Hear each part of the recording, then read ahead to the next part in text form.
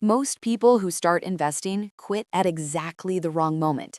Not because they ran out of money, not because the market crashed, not because they made a bad investment. They quit because compounding felt like it wasn't working, and nobody had ever told them that feeling normal, expected, and actually a sign they were doing it right. If you've ever stared at your investment account after a year or two and felt the quiet frustration of this is it, this video is going to reframe everything. Because what I'm about to walk you through is the one framework that explains not just why compounding feels slow, but precisely when it stops feeling slow. The exact point where the curve bends, the exact psychological traps that derail people right before that bend happens, and the one annual habit that turns a decent investment outcome into a genuinely life-changing one. Here's what's at stake if you skip this. The difference between someone who builds real wealth and someone who doesn't is almost never intelligence or income or even how much they invest. It's almost always timing, specifically whether they understood what the compounding curve actually looks like before they gave up on it.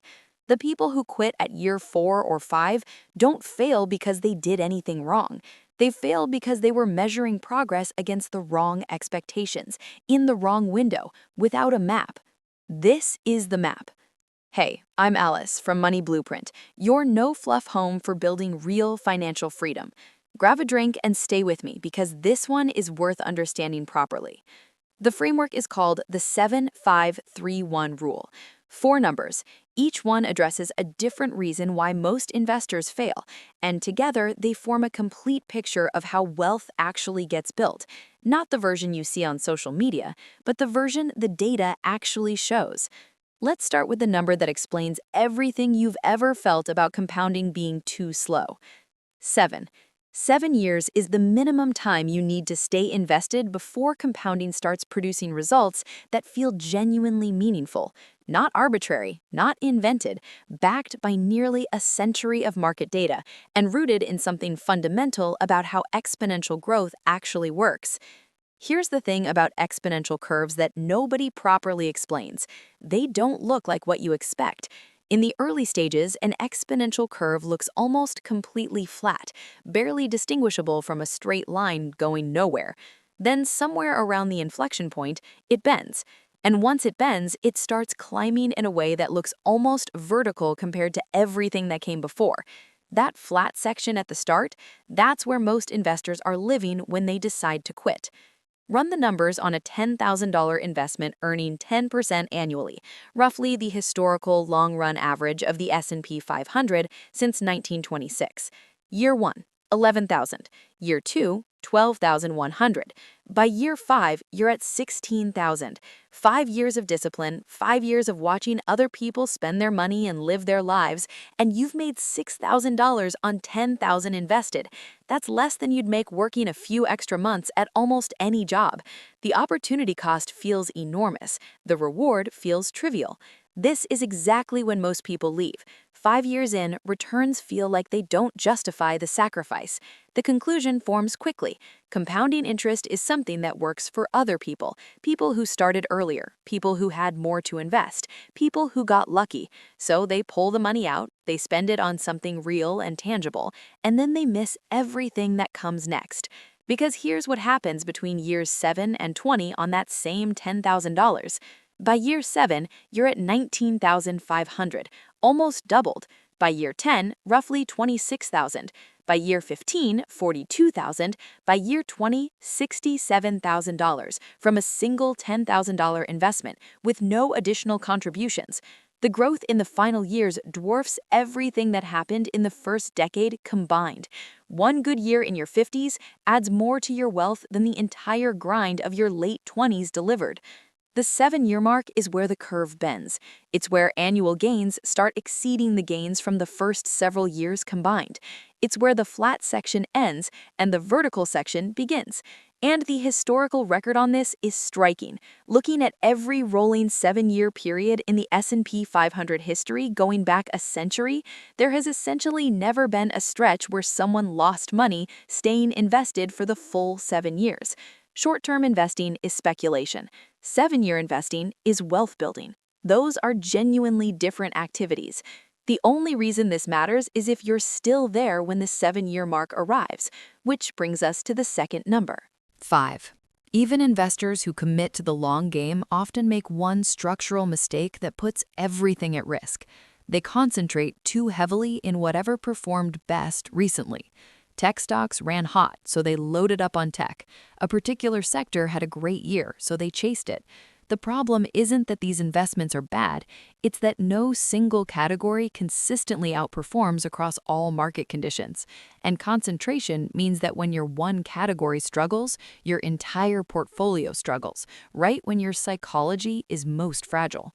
The 5 in this framework represents 5 distinct investment categories that behave differently under different economic conditions.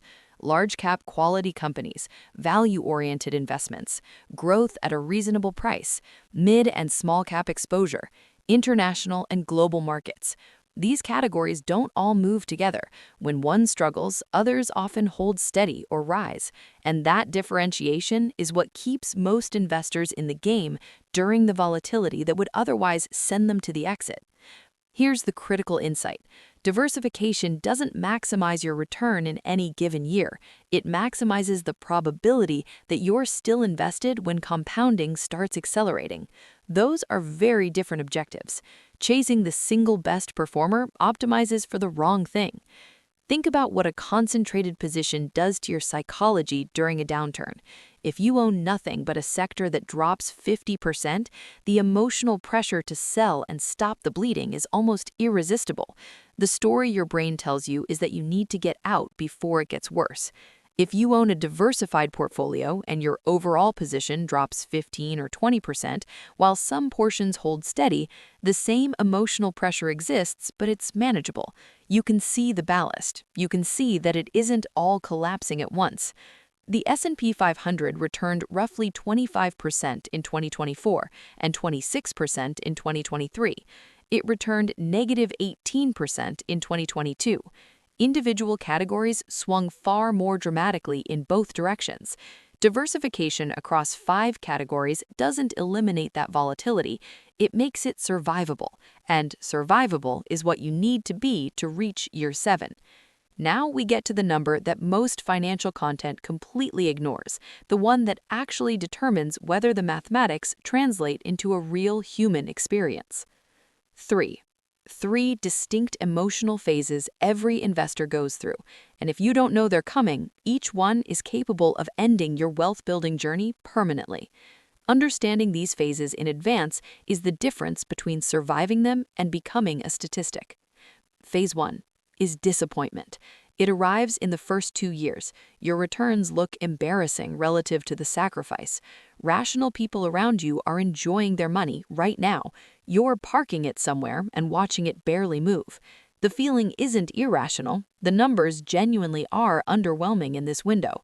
What matters is knowing that disappointment at this stage is a sign you're on the right track, not evidence that the strategy is broken.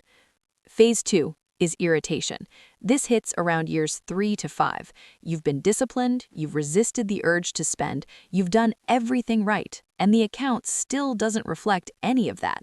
You start questioning whether the people who told you compounding was powerful were just selling you something. The urge to pull out and try something with more immediate payoff becomes genuinely compelling. This is the most dangerous phase because it coincides almost perfectly with the flat section of the curve, the section just before the bend. Phase 3 is panic.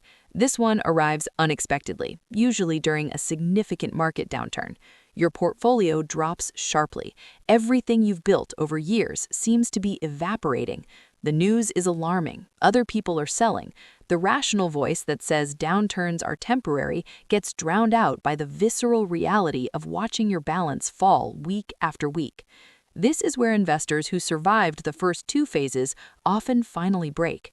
Every single one of these phases is normal. Every single one is expected. The investors who build wealth aren't the ones who don't feel them. They feel them too.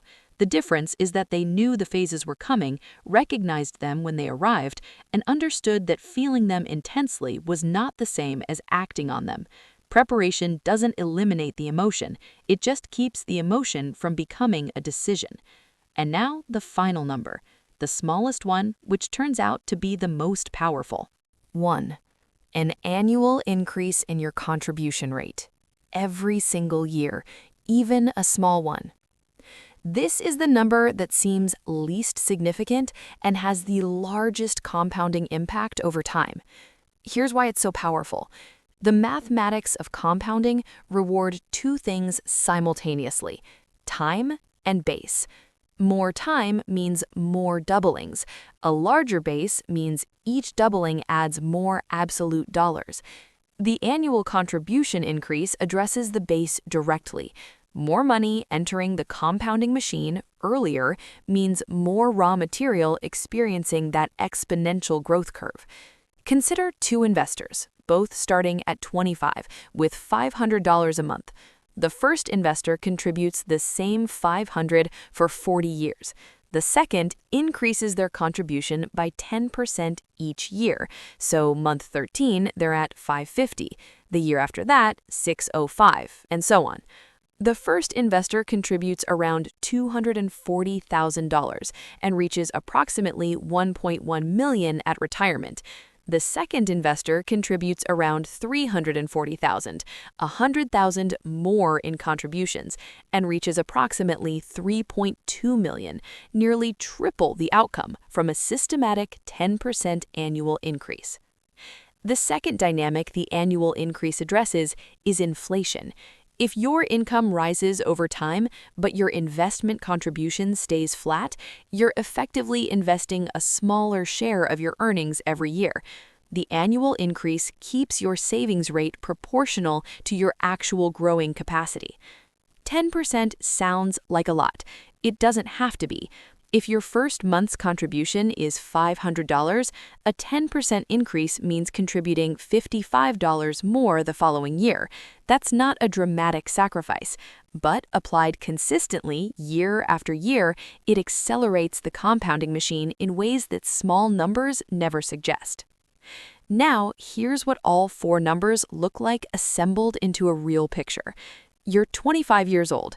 You start investing $500 a month in a diversified portfolio across 5 categories. You commit to the 7-year minimum horizon.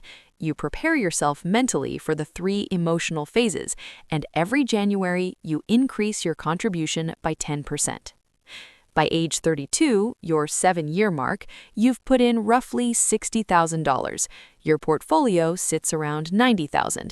The flat section hasn't ended yet. The frustration is real, but you stay. By 35, $150,000. By 40, $350,000.